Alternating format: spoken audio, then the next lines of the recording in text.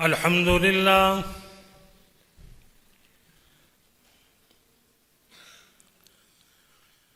الحمد لله وكفى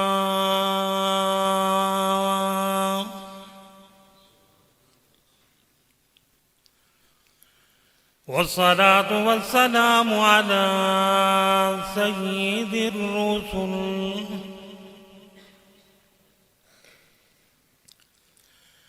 سيد الرسل وأفضل الرسل وأجمل الرسل وأكمل الرسل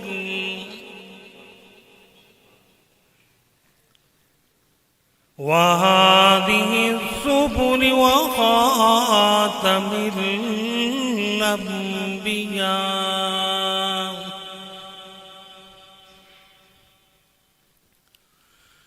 وعلى آله وأصحابه الأصفياء الأتقياء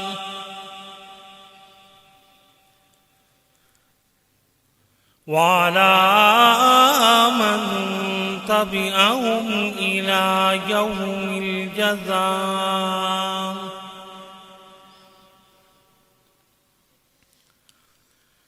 أما بعد فأعوذ بالله من الشيطان الرجيم بسم الله الرحمن الرحيم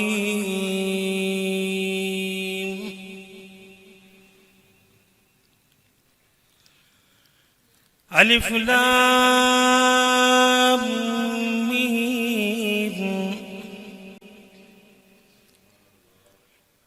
ذلك الكتاب لا ريب فيه هدى للمتقين وقال النبي صلى الله عليه وسلم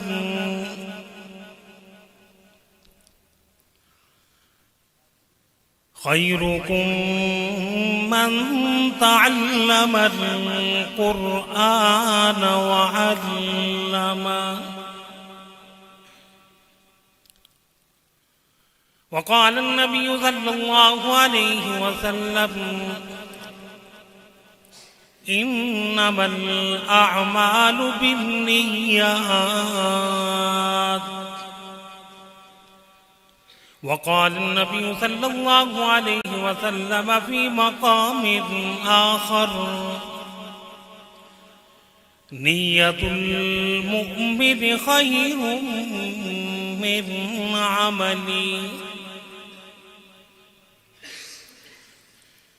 صدق الله مولانا العظيم وصدق رسوله النبي الكريم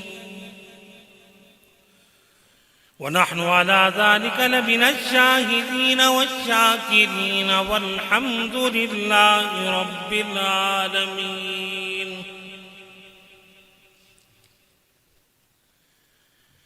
الہی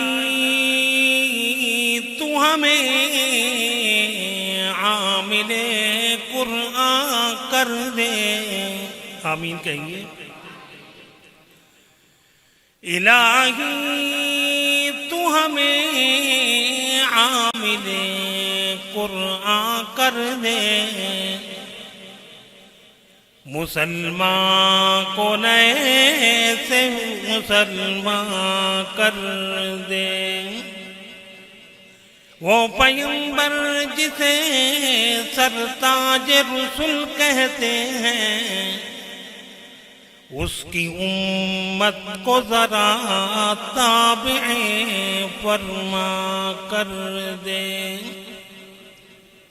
تڑپنے پھڑکنے کی توفیق دے دے دل مرتضی سوز صدیق دے دے الہی وہ توفیق ہم کو عطا ہو کریں کام وہ جس میں تیری رضا یا رب مجھ پہ کرم تو اگر کرے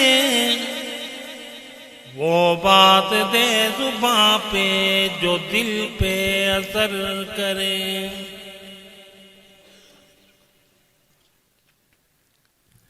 اما بعد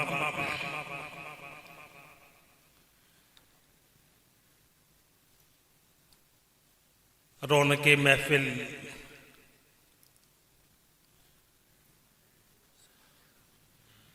سٹیج پہ تشریف فرما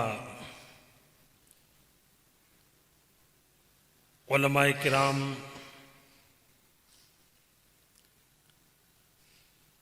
قرائے اعظام،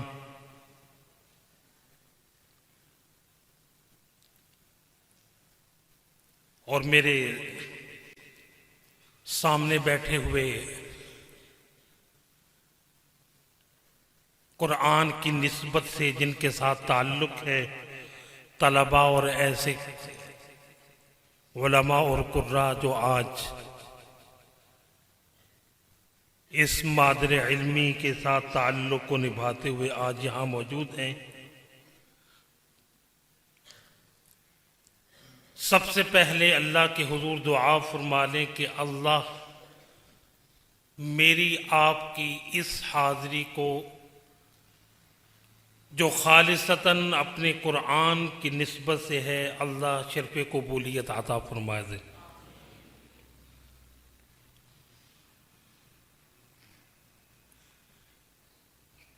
میں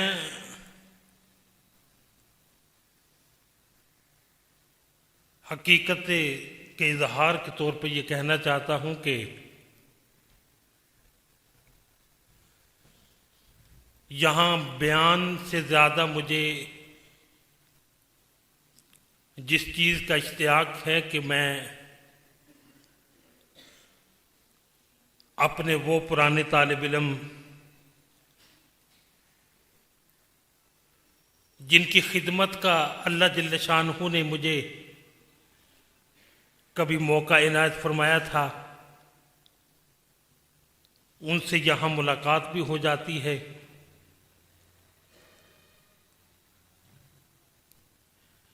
اور جناب محمد رسول اللہ صلی اللہ علیہ وسلم کا ارشاد گرامی ہے کہ اللہ فرماتے ہیں، یعنی حدیث قدسی ہے کہ وجبت محبتی للمتحابین فیہ والمتجالسین فیہ والمتزاورین فیہ والمتبازلین فیہ،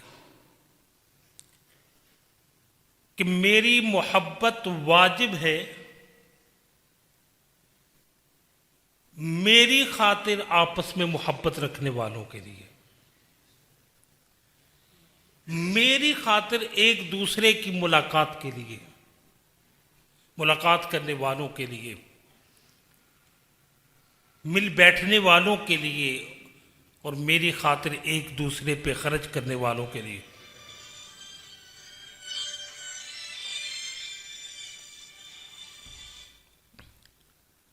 تو حضرات کرام قدر، دعا فرمائیں کہ اللہ ہمیں اپنی محبت کا حقدار بنا دے.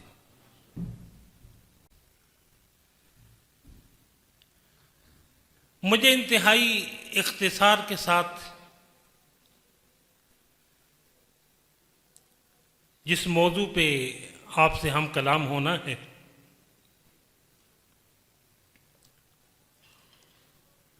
مشہور حدیث ہے،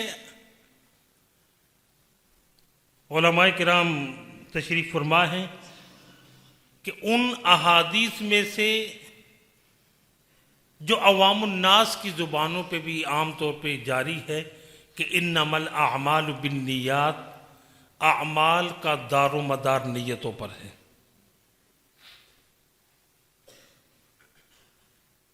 انتہائی مشہور حدیث ہے. اسی طرح نیت المؤمن خیر من عملہ، کہ مومن کی نیت اس کے عمل سے بہتر ہے. اور رب جل شانہ جو فرماتے ہیں وَلِكُلٍّ دَرَجَاتٍ مِمَّا عَمِلُوا، تو اعمال میں جو درجہ بندی ہے وہ حسن نیت پر موقوف ہے۔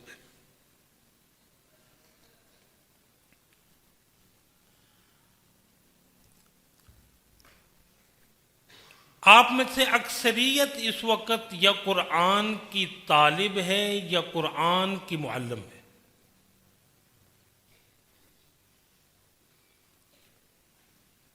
اور حقیقت بات تو یہ ہے کہ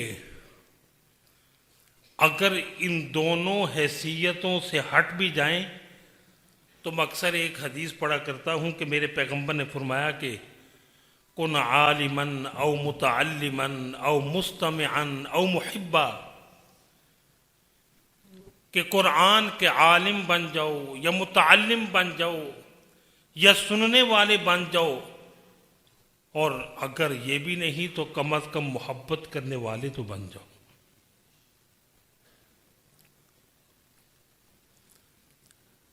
تو میں نے عرض کیا کہ اعمال کا دار و مدار نیتوں پر ہے، اور نیت کی بنیاد پہ ہی درجات کے اندر فرق آتا ہے۔ میں آپ قرآن پڑھتے ہیں، قرآن کی تلاوت کرتے وقت کون کون سی نیتیں ہم اپنے دلوں کے اندر رکھ سکتے ہیں؟ یہ میری آپ حضرات سے درخواست ہوگی کہ دوبارہ جب بھی تلاوت کریں ان نیتوں کو تلاوت قرآن کے وقت شامل کریں تاکہ زیادہ سے زیادہ اللہ کا قرب حاصل ہو۔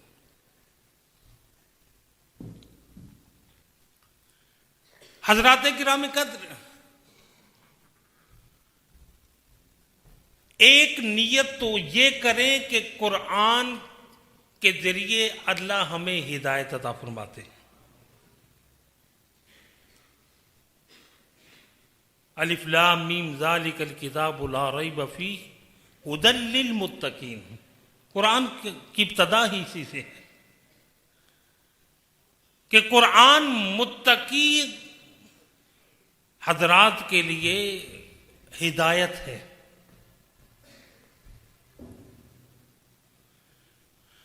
اور حقیقت بات تو یہ ہے کہ قرآن کا سب سے بڑا مقصد نزول لوگوں کو ہدایت کی طرف گامزن کرنا ہے۔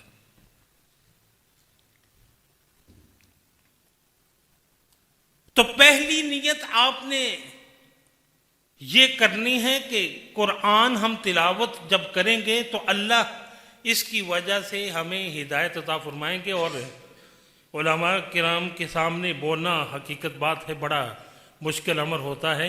اہدنا الصراط المستقیم، یہاں علماء لکھتے ہیں کہ ہمیں سیدھی راہ کی طرف، صراط مستقیم کی طرف گامزن فرما۔ تو ہدایت ایک تو سوال کرنا ہوتا ہے، وہاں ایک معنی یہ بھی ہے کہ ثبتنا علی الہدیٰ، کہ اے اللہ اگر تو نے ہدایت دی ہے تو اس پہ ثابت قدمی بھی عطا فرما۔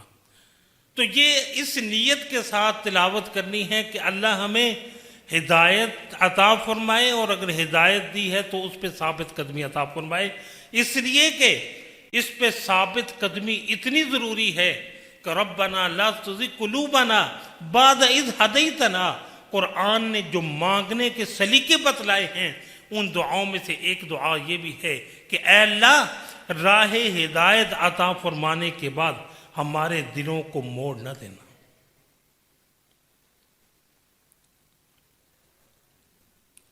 دوسری نیت جو آپ قرآن کی تلاوت کے وقت کریں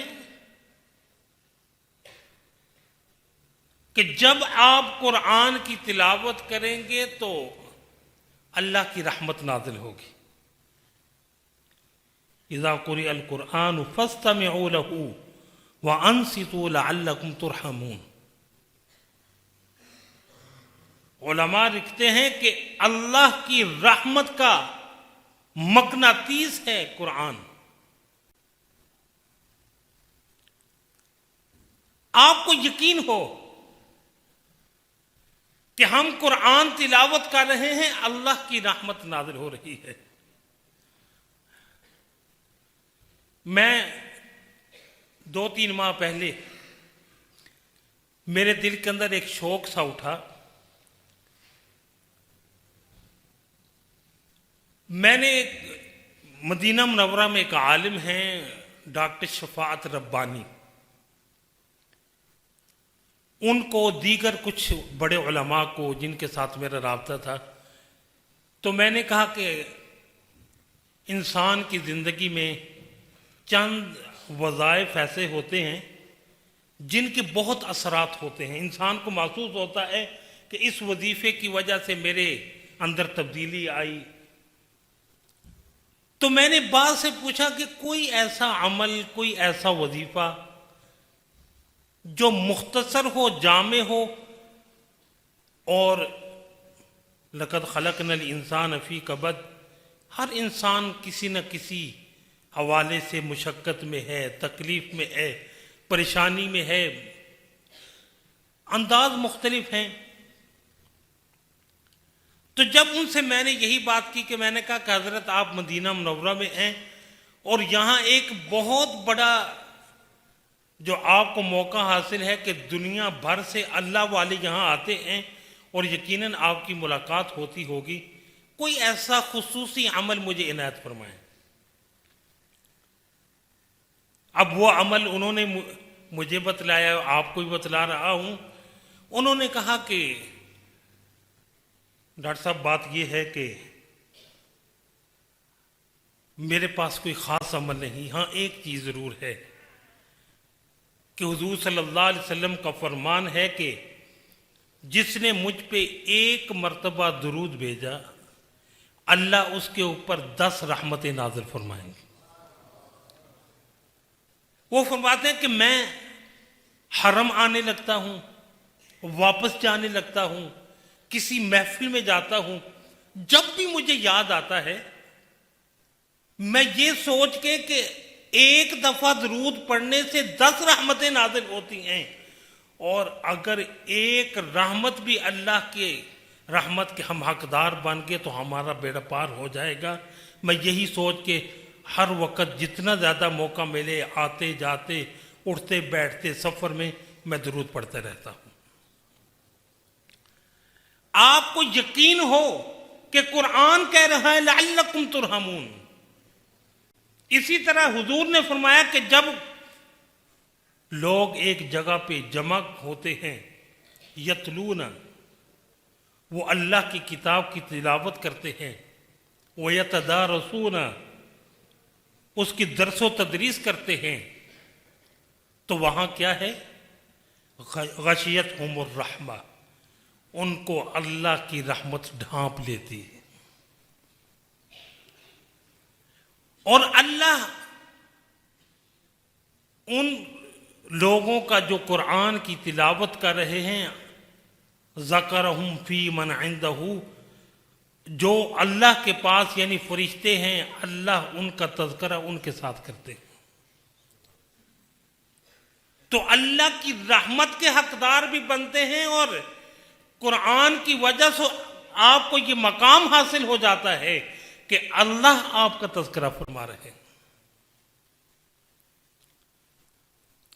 تو قرآن کی تلاوت کے وقت دوسری نیت جو میں نے عرض کی کہ آپ قرآن کی تلاوت کریں تو یہ نیت شامل کریں کہ میں قرآن کی تلاوت کروں گا تو اللہ کی رحمتیں میرے اوپر نازل ہوں گی۔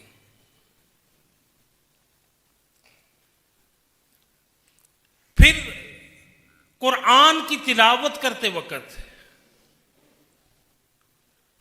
آپ کے دل کے اندر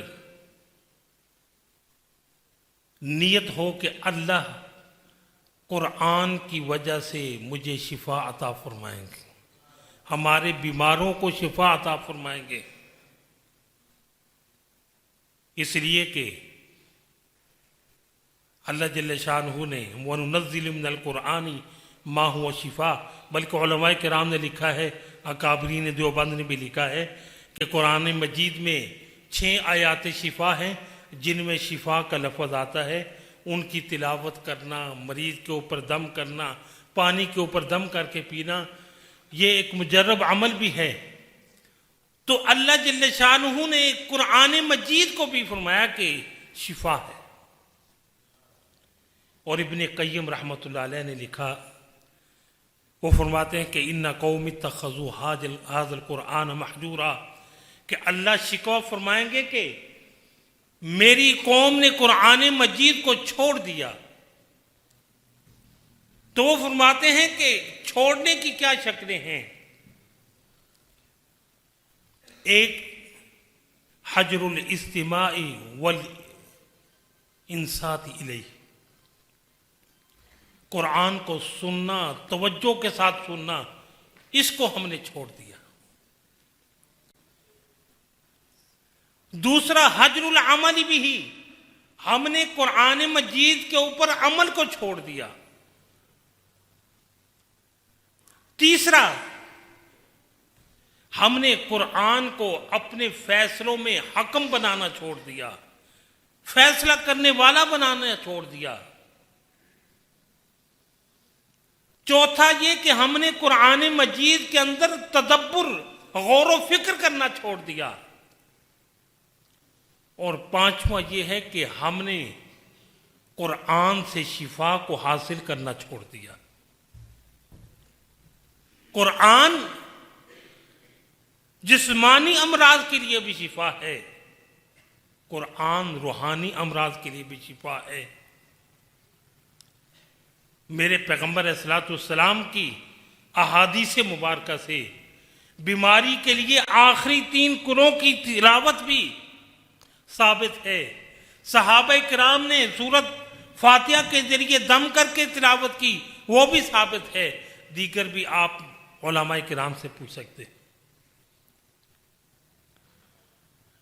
اور مجھے امام ابو حنیفہ رحمۃ اللہ علیہ کا واقعہ یاد آیا. ان کا ایک ہمسایہ دہریہ ان کے پاس کھڑا تھا.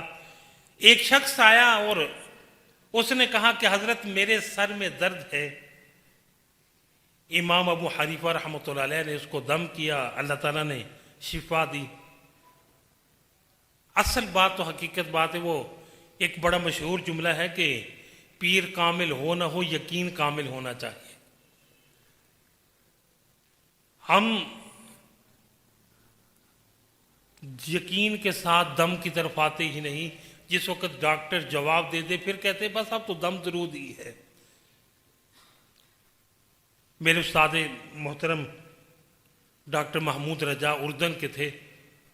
میں جس وقت مدرسے پڑھتا تھا تو ہم نے ان کو دیکھا بیمار ہوتے مدرسہ سے چھٹی لے کے سارا دن قرآن کی تلاوت کرتے رہتے کہ جب قرآن نے کہا شفا ہے مجھے اور کسی طرف جانے کی ضرورت ہی نہیں. تو امام ابو حنیفہ رحمۃ اللہ علیہ نے اس کو دم کیا، اسے آرام آیا. تو دہریہ اسے کہنے لگا کہ کیا تمہیں دم کے ذریعے آرام آیا؟ اس نے کہا ہاں. کو یہ کس طرح ممکن ہے؟ نہ دوا کھائی، نہ دوا پی، نہ دوا لگائی، یہ کس طرح ممکن ہے؟ امام ابو حنیفہ رحمۃ اللہ نے فرمایا کہ تم بڑے جاہل ہو، بے وقوف ہو، احمق ہو. وہ شخص حیران ہو گیا کہ یہ عظمت کا مینار، اتنی عظیم شخصیت، اتنا بڑا عالم مسلمانوں کا، اتنی سی بات پہ اتنے سخت غصہ.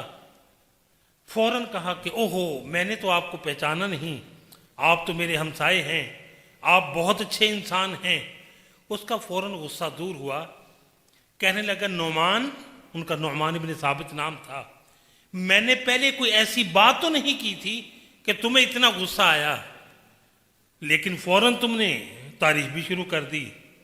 امام ابو حنیفہ رحمۃ اللہ علیہ نے فرمایا کہ میں آپ کو ایک چیز سمجھانا چاہتا تھا.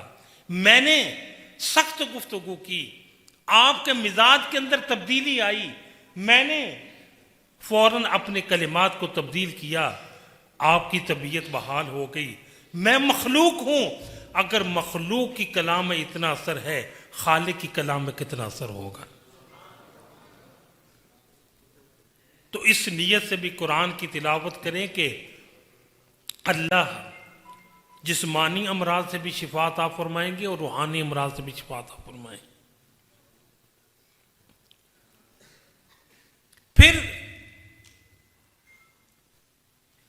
نیت کے اندر یہ شامل ہو کہ ہم اللہ کا قرب حاصل کر رہے ہیں۔ میں نے ایک دفعہ یہیں آپ کے سامنے گفتگو کرتے ہوئے کہا تھا کہ امام راضی رحمۃ اللہ علیہ لکھتے ہیں کہ قرآن میں 4 حروف ہیں۔ قاف اشارہ ہے قرب خدا بندی کی طرف، را اشارہ ہے رحمت خدا بندی کی طرف، الف اشارہ ہے انعام خدا بندی کی طرف، نون اشارہ ہے نور خدا بندی کی طرف۔ تو قاف قرب کی طرف اشارہ ہے۔ میرے پیغمبر نے فرمایا تھا تقرب بکلام اللہ فإنہ خرج من اللہ، اللہ کے کلام کے ذریعے قرب حاصل کرو، اس لیے کہ وہ اللہ کی ذات سے ہے۔ تو اس نیت سے کہ ہمیں اللہ کا قرب حاصل ہوگا، اپنی نیت کے اندر یہ بھی شامل کریں۔ پھر یہ بھی نیت کے اندر شامل کریں کہ ہم علم حاصل کر رہے ہیں، علم دے رہے ہیں، اور اس کے اوپر میرے پیغمبر نے فرمایا کہ خیرکم من تعلم القرآن وعلمہ، تم میں سے بہترین وہ ہے جس نے قرآن کو سیکھا اور سکھایا۔ یہاں علماء کرام لکھتے ہیں من تعلم القرآن، تعلمہ کی جگہ پہ عالمہ بھی آ سکتا تھا، علمہ کی جگہ پہ اعلمہ بھی آ سکتا تھا، لیکن اشارہ اس طرف تھا کہ قرآن کے سیکھنے میں تکلف ہو، تکلیف برداشت کرے، اور علمہ اس میں تقصیر ہے کہ زیادہ سے زیادہ اپنی صلاحیتوں کو صرف کر کے قرآن کی دولت کو تقسیم کرتا جائے۔ تو یہ نیت بھی شامل ہو جائے۔ پھر قرآن کی میرا دیا ہوا وقت ختم ہو چکا ہے، صرف 1-2 باتیں عرض کر کے کہ ایک نیت یہ بھی شامل کر لیں کہ یہ قرآن کل ہمارا سفارشی بنے گا۔ میرے پیغمبر صلی اللہ علیہ وسلم نے ارشاد فرمایا اقرأوا القرآن فإنه یأتی شفیعا یوم القیامہ، او کما قال نبی صلی اللہ علیہ وسلم، کہ قرآن پڑھو اس لیے کہ یہ قیامت کے دن سفارشی بن کے آئے گا۔ اور مشہور ہے کہ رمضان اور قرآن سفارش کریں گے۔ رمضان کہے گا میں نے دن کو کھانے پینے سے روکا، قرآن کہے گا یہ رات کو تراویح میں دیگر اذکاروں کے ساتھ ساتھ میری تلاوت کے اندر مشغول رہا۔ اور ایک نیت یہ بھی شامل کریں کہ اس قرآن کی وجہ سے مجھے فرشتوں کی معیت حاصل ہوگی۔ وَحَفَّتْهُمُ الْمَلَائِکَةُ، قرآن کی وجہ سے فرشتے گھیر لیتے ہیں۔ اللہ کا جو فرشتوں کا نزول یہ رحمت کی دلیل ہوا کرتا ہے، اور جس وقت اللہ جل شان ہو کے قرآن کی تلاوت کی جائے فرشتوں کا نزول یہ احادیث سے ثابت ہے۔ میں اور بھی نیتیں ہیں جو اس قرآن کی تلاوت کے حوالے سے رکھی جا سکتی ہیں، لیکن میرے انتہائی قابل قدر، قابل احترام بڑے باپ کے بڑے بیٹے الولد سر لابیہ، اس کی عملی تصویر، اور عبد الکریم قریشی بیر شریف والے رحمۃ اللہ علیہ کی بات کہ وہ فرمایا کرتے تھے کسی عالم، کسی شیخ کی اللہ کے ہاں عند اللہ مقبولیت کی علامت یہ ہوا کرتی ہے کہ اللہ اس کی اولاد کو بھی دین کی خدمت کے لیے قبول کریں۔ تو بڑے باپ کے قاری یاسین صاحب کے بڑے بیٹے جمیل الرحمان صاحب تشریف لائے ہیں۔ میں مزید گستاخی کا مرتکب نہیں ہونا چاہتا۔ وآخر دعوانا ان الحمد للہ رب العالمین۔